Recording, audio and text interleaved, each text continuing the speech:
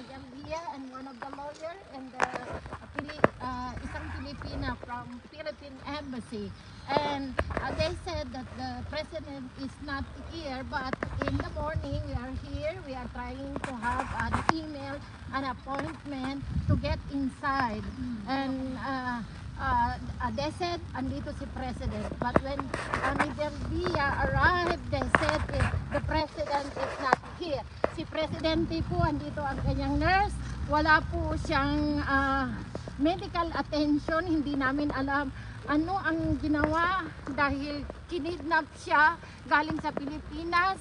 Siya lang mag-isa doon sa ambulance. And then ang aide niya andito, hindi siya kasama.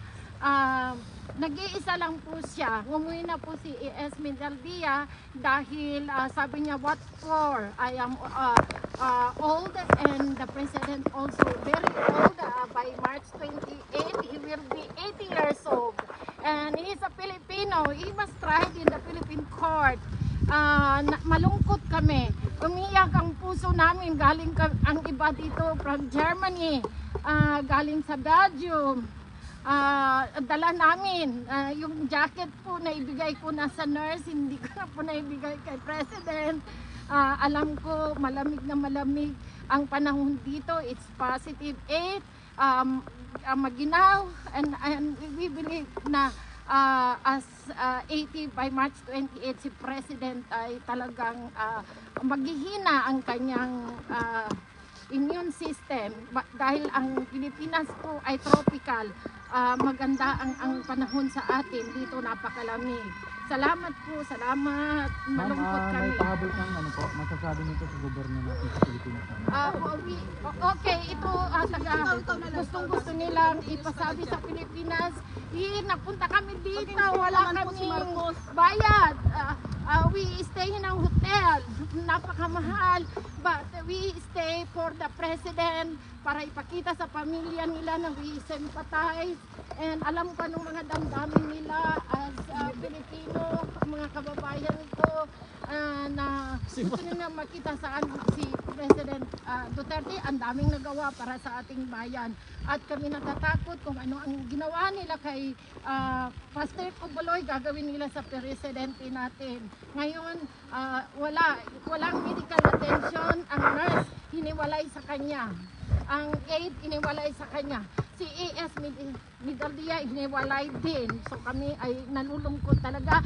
We are going to the King of Netherlands, baka makiusap para makita siya ng mga Pilipino dito na galing sa ibang bansa, magtipon-tipon, nagsakay lang ng tren, nagsakay lang ng bus para lang makarating, para makita si President.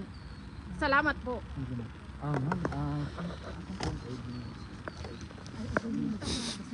Alam mo, ano ang dami sila hindi po dito na oo, wala sila.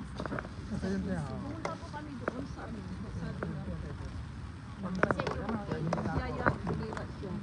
Ayun ako, nilayat. Yeah, ikaw. Ano na, huwag niyo kasi Bawal ba? yung servisyo yung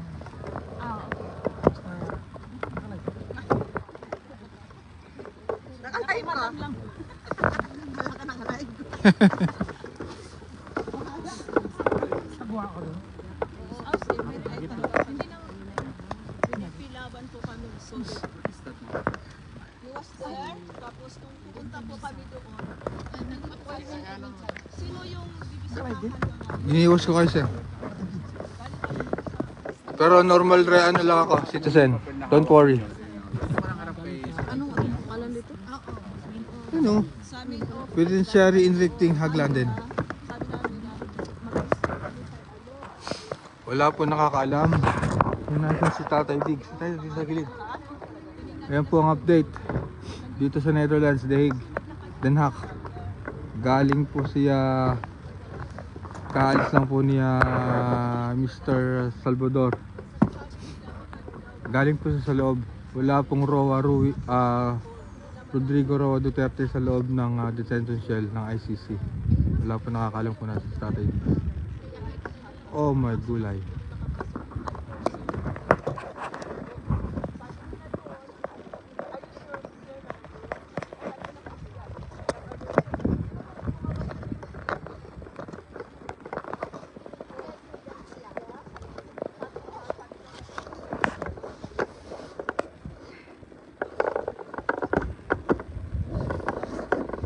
Kala mo rin pre, nandyan ano? Kingston na wala yun. Kasi yun yung procedure, pagkarating na nagbababa. Eh, sabi niya. Ano? Sabi lang yun, para kasi nga yung tao dito lagi yung ayaw lang nila magkuhan ng bisita unless na lang talaga family. Kasi nakalagay talaga dyan family. Ah. Lalong gumugulo ba? Pabalita sa atin yun, hindi ay makakating sa Pilipinas ngayon. Oh. Pagulo lalo na. So talaga kami dito sa Belgium. Pero Ano nila dadalhin, ito lang yung puntahan ng mga ganang malalakas na contracts. Dito lang yan. Hindi mo pwedeng dalhin sa ibang detention na Hindi, ang sabi nila sa ospital. Hindi na rin maganda ang kalagayan ni tatay eh. Pagod daw eh. Sabi ano, against kasi sa mga criminal, hindi human. Yun, every time, I cannot stop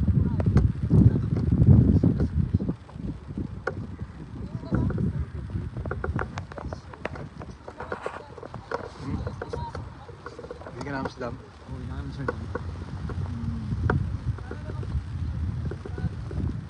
Asan yung kasama mo tayo? Umuwi na? Hindi, yung sabi mo kayo sabay ka. Ha? Sino dyan? Ah.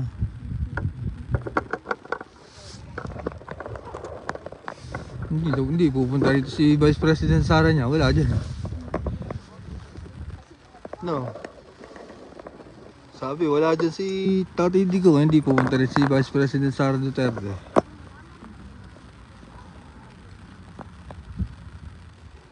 Bilis mag-charge ba? Hindi, sa akin no, 50% na. Ito yung cellphone mo.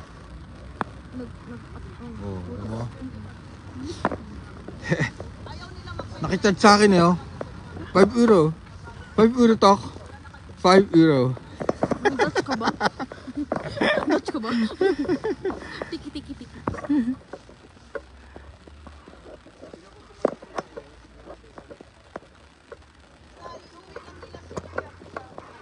Andito po ang SMNI Philippines.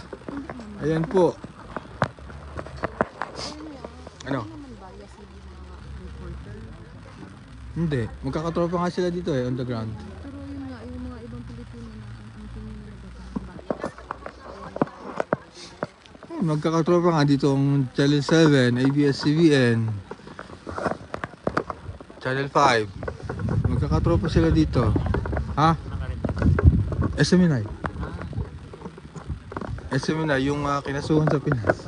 Diba? Pinas, ano yan? Yung mga, ano nila? So galing pa sila. Hindi ko alam. Interviewin natin. Tayo naging media. No? Kailangan tinawin natin.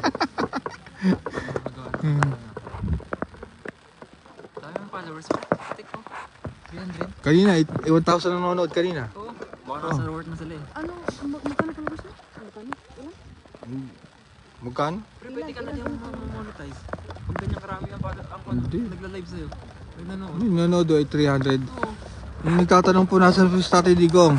Wala po nakakaalam kung nasan si Tatay Digong. Galing po dyan si Sir Salvador sa loob. Kalalabas lang po. Wala daw po dyan Rodrigo Roa Duterte. Wala po. At mas kung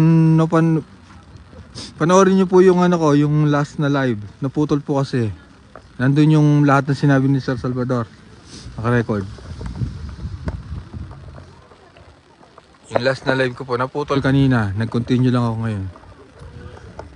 Naka-live po ako kanina habang nagsasalita. Si Sir Salvador.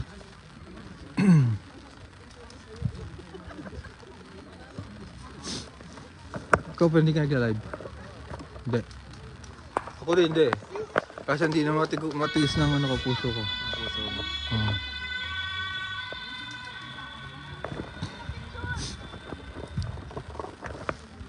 Tsaka wala namang gagawa nito, tayo lang. Konti lang Pilipino dito sa Netherlands eh. Hindi katulad sa Pilipinas, 1 million naman vlogger.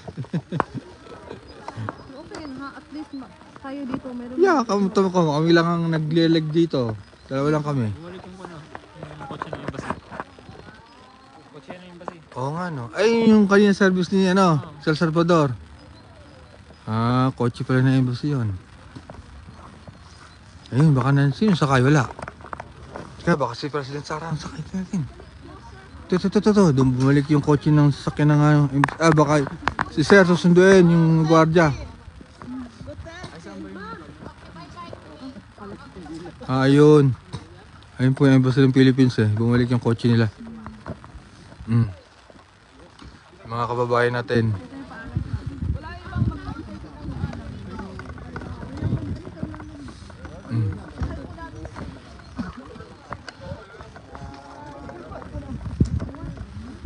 Hindi ko nagugutom. Wala.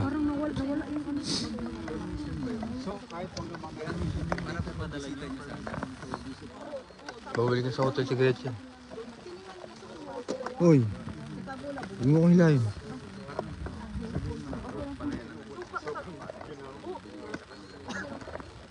Tapos yung pagpunta doon, nung galing kayo nung pagpunta namin, Nag-ask sila na bumisita kay Piara. Sa ICC. Kaya alam mo na. Biam. Friend. Diyan kasama mo, uwi na. Oo, umuwi na, mag-Viber. Kasi mama. Kasi McDonald's. Sa McDonald's. McDo.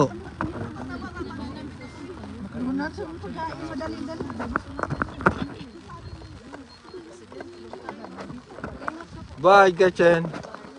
Ano si Gretchen, oh. Alis na. Tapos na siya mag-report.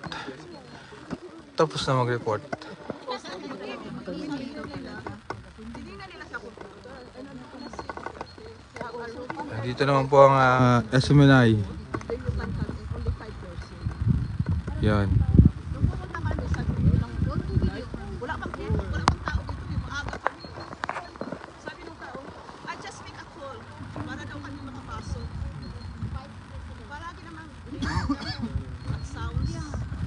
So nag-try kami. Ano? tayo dun baka kasi kapag may bagong dating, dun tayo. Ang bilis mag-charge ah. Gutom ka na? Sa kasama mo.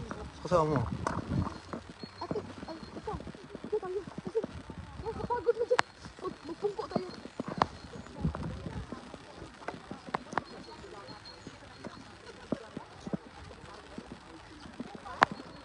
How true si Wala si Tatay Digong.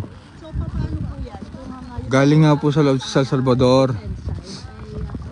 dapat po kaya sila. Panoorin niyo po yung live ko. Naputol po kasi yung last part po. Nagsasalita po siya live. Ay, sorry.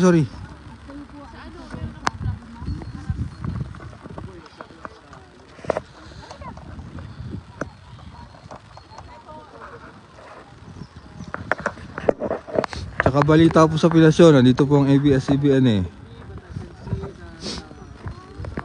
At lahat po ng malaking media sa Pilipinas nandito eh. Nakalive po sila eh. Binalita na po sa Pilipinas eh.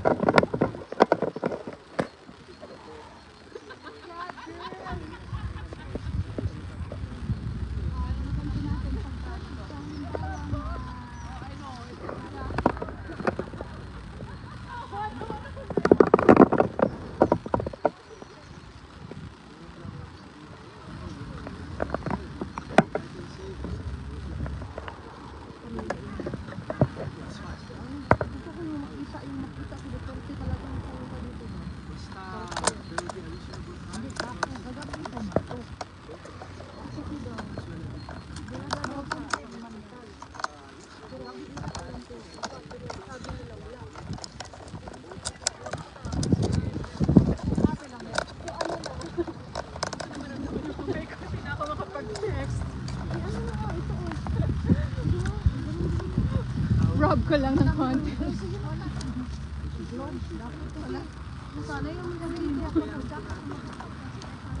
Actually, yung katawan okay lang eh. It's just yung hands. Pag umahangin. Hindi na ako makapag... Oh, nasa si ano? Guys, umuwi na siya. Tapos, kasi may trabaho. Oo, tapos may nakita ako taga...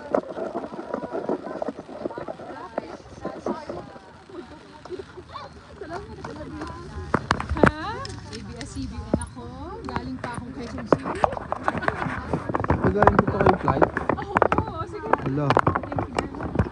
jet lag pa. Matulog. Kagabi. Kagabi. Ikaw yung ano kasi na kagabi.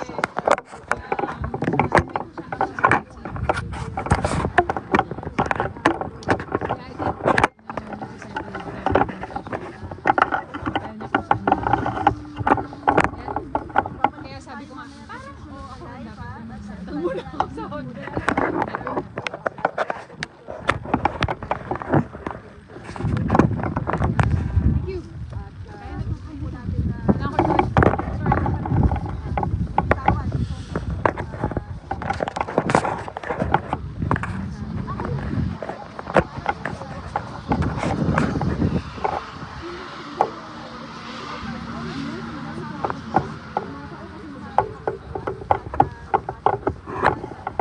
Kaya ako no.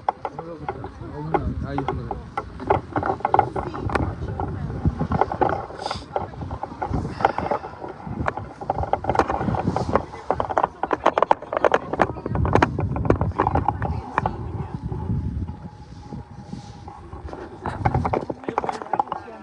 Sa likod ng yellow.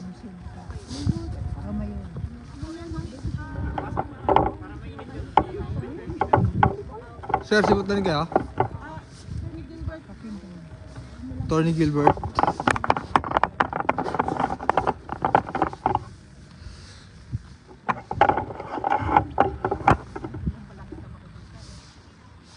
Dito. Sikat pala din to. Sino? Oh. Attorney siya ng ano. Yung alam ko lang isang lalaki.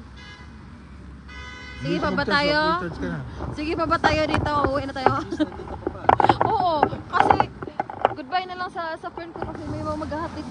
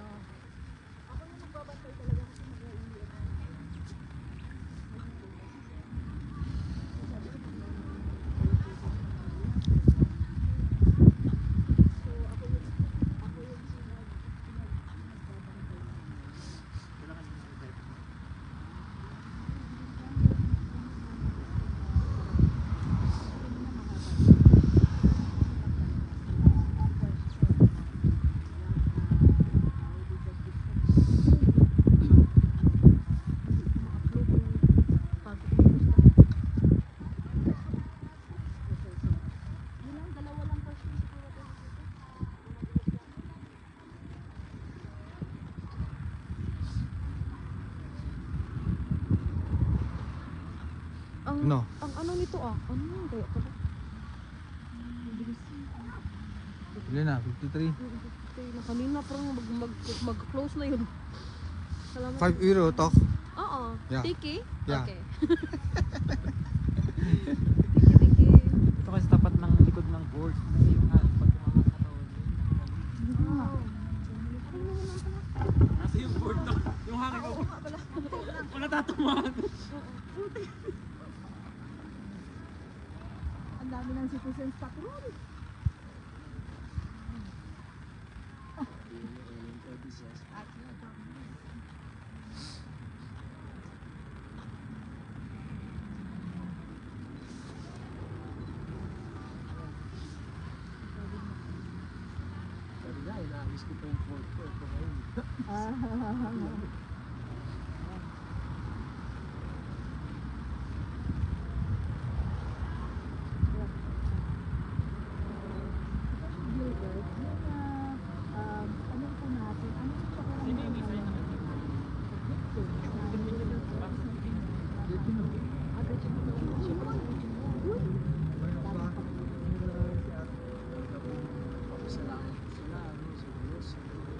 TV5 na siya ngayon. Maybe by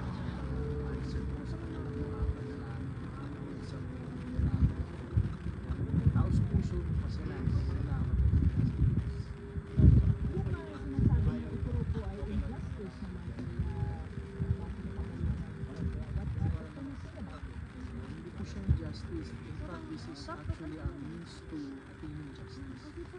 So, victims ng war and drugs. Second, meron naman kung legal na ba sila. Para sa bayan. Yung pong batas po natin, RA 951 for the origin. Sinasabi po sa section 7, Philippine authorities may surrender a person that is being investigated. At mahalaga po malamin na yung RA 951, pinasa po ito bago po tayo naging miyembro ng ICC. Kaya yan po ang legal basis po. At yung proseso, attorney David, sinabi mo kanina na doon sa trial, Hindi niya dapat. yung mga ebidensya, kaya na yun. So, kaya na siya balik. Na makapag-file sila na Ang mga ari, may kasunod oh. Wala. Wala, bakas Tatay Diggs, sila nyo. May ambulansya. May ambulansya pa mga kaibigan, bakas Tatay Diggs ang laman yan. hindi natin makita. Schedule po yung confirmation of charges. Kayo po, bilang abogado ng mga Ano po kayo tahan? Baka may... Bakas Tatay Diggs ang alam. Patago yung mukha. May ambulansya po mga kaibigan, baka nakasakay dyan sa Tatay Diggs.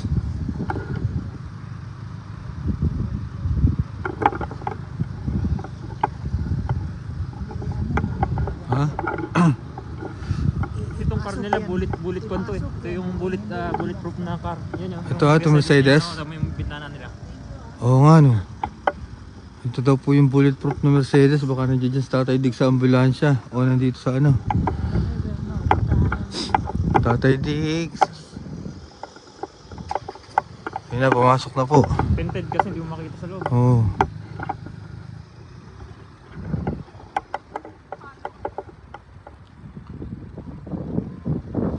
Pag dumating po ang ambulansya,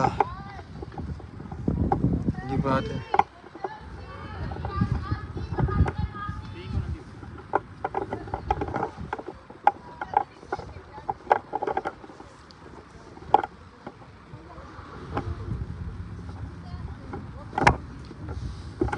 Yun po, dumating. May dumating po yung ambulance. Baka sakay po ng Tatay Diggs.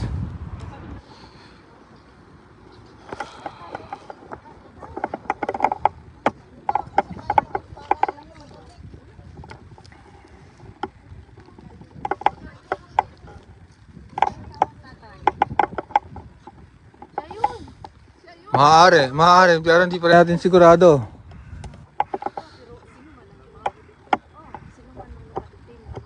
Nga.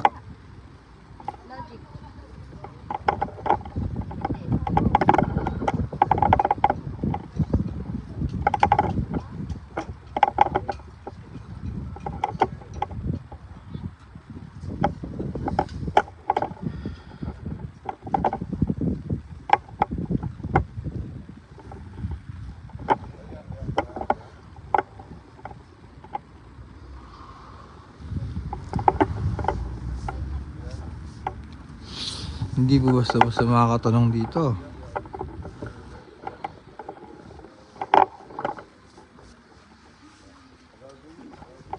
Finish ka na. Ako naman charge. 50 na naman no? 20 na lang sa akin. Huwag kailangan mo ulit ha. Walang thank you. Okay lang yun. Basta... Hindi, lobot eh. Kung sino lobot, pwede mag-charge sa itong power bank.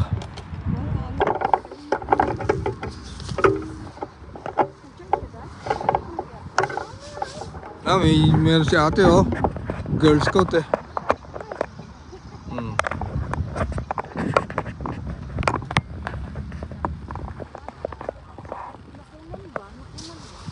Alin? Parang wala man dito.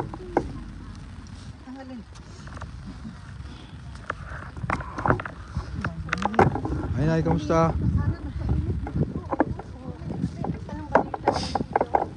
Kaalis lang yan eh. Sa Salvador. Kasama niya sa aeroplano. Oo. Kaalis lang. Wala daw dyan sa loob sa Tatay Digong. Nasaan ba? Wala ka nakakaalam eh. Sabi sa akin, paparade daw ang bahay ni Digong. Oh. Kasi, ang balita,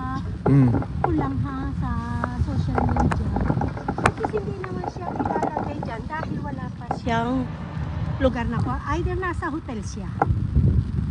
Sabi naman, hospital, pero hindi niya talaga, wala siyang alam. Hindi niya alam kung nasan. Possible daw ay nasa hotel siya. Hindi siya pwedeng i-detain siya dahil wala pa naman siyang talagang... Oo. Hindi siya ilalagay dyan. Either nasa hotel siya. Kasi si Sarah dumating na eh. Nililihim lang nila kasi ang mga Dutch naman kasi ma-akon sila eh. Feel ko din. Taga rito kayo? Hindi, taga-north. Ha, wala si Tatay Digong daw dito. Kaalis lang ni Sir Salvador Ang eh. anak ko taga rito. Ako iba pa dila from Italy ako. Ah, nga pala. Oh, wait. Pumunta ko nag-google pa. Pero malapit lang ako dito kami dito.